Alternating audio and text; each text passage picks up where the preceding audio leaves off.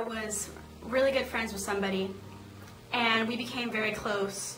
Her friends didn't like me. I'm not really sure why, but at one point they began to make things up about me, saying how I was betraying her and telling it to her.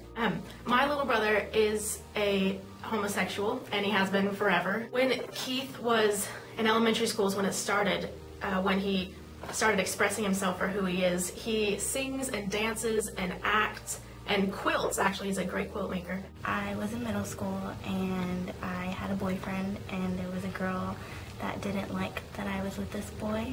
You know, I wore skinny jeans, I wore band t-shirts, I flat ironed my hair, you know, which automatically made me an easy target for criticism.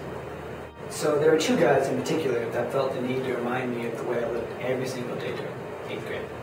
Now, their plans of attack varied from like pushing me, pushing my papers to the ground, calling me really, really bad names, embarrassing me in front of my friends. We would like think of jokes to make about my ears because they stick out a little bit. The kids at school were relentless in their bullying. They would call him a faggot and gay, and they would push him down at recess, and they would like write God hates you on his textbooks. It would really affect me, and I'd get really upset because I was very sensitive. I started noticing that I would be given ugly looks in the hallways by not only her, but by her friends. Then I started getting tripped in the hallways and getting pushed into the lockers. They'll still put stuff online about me. They made like a website. I would get the usual, questions like, hey, how do you even walk around in those pants? To the more hurtful comments like, you look gay, stop wearing those pants. And it is worse, but I'm not going to say it. And I would take this in every day and just, I wouldn't tell anybody about my problems. She would follow me after my classes, and she would bump into me in the hallways, and she would call me mean things, and she started threatening me and saying she was going to stab me. Throughout the year, they were also saying like they were going to kill me, they were going to lock me in a room, and that they were going to leave me in a room and give me a knife, and the only option I would have would be to cut myself. It got to the point where the administrators had to escort me out of my classes and walk me to the buses because they thought that she was going to stab me. Every day I would, as soon as my class was done, I would run to my next class. They would come up to me and they would tell me that I was fat and that I was ugly.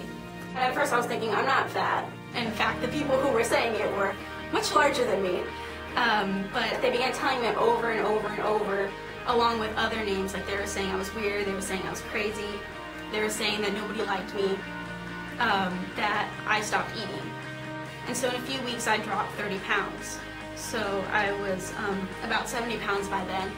But I was beginning to really hate myself because I wasn't the same anymore. I was afraid to go out in the hallways. Like I almost couldn't even go. They were all standing in a little group, and there was about 10 of them. One of the girls had just said, oh, why don't you just do everybody a favor and kill yourself? They kept bullying him, and he couldn't take it anymore. He would come home from school crying, and we would give him these tips on, like how there's a fine line when telling a person how, teaching them to be themselves, but also how you protect your child from being bullied. Before I go to sleep, I'd always beg God to either not have me wake up or give me some kind of disease that I wouldn't have to go to school, because I was always questioning why it was happening to me and what I had done, and I was like trying to figure out if I had wronged somebody in the past that I could fix for it to stop. And I would cry myself to sleep trying to figure out what would go, and then I'd wake up the next morning and wonder why I woke up. As routine, a boy comes up to me, gets me in a chokehold and starts messing with me. And I see a fist come flying at me, but it doesn't connect, because as if aside from God himself, a math teacher is pulling the boy away from me by the back. And so I walk up to the guy. He's still struggling in the teacher's arms, and I slap this guy across his face, like, with no fear.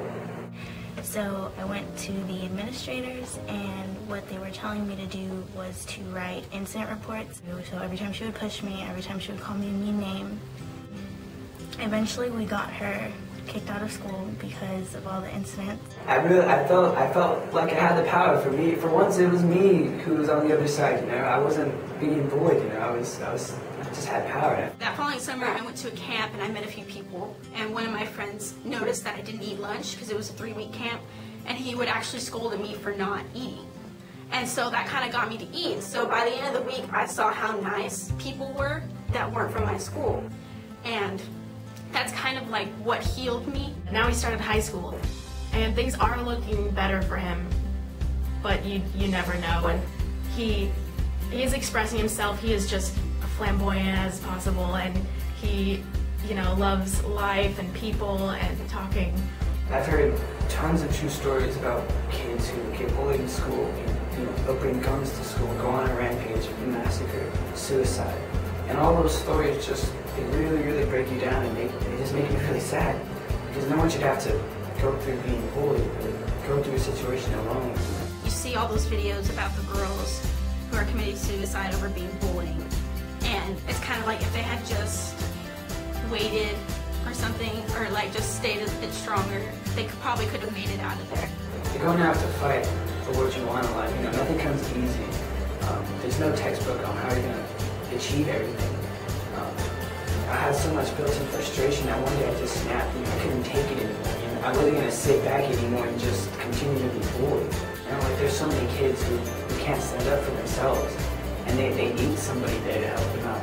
It's our job, people who experience this and people who know right from wrong, to pick those people up and to stand up for yourself. And so I'm not saying go out and look for a fight or fighting someone's going to change your life. It just happened that in my case, that's just what needed to happen. Just go to an adult and try to talk to them and see what you can do without doing anything yourself, if that makes any sense. Obviously the adults know more and they can help you get out of the situation.